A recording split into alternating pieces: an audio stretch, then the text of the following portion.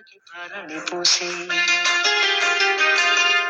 చేతికి గాజులు వేసి కస్తూరి నుదుట దిద్ది ముత్యానికి ముస్తాబే చేసి మా హృదయాలను బోయిలుగా మలచిన ఈ పల్లకిలో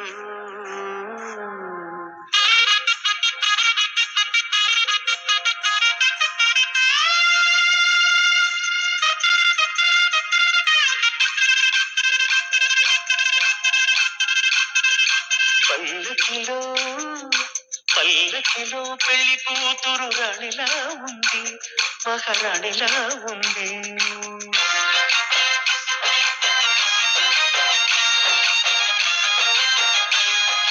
రాణిగారికి సిగ్గులు వచ్చే, రాజుగారికి చిరునవ్వొచ్చే, ఈ ఇద్దరి పెళ్లికి ఆనందం అతిథిగా వచ్చే.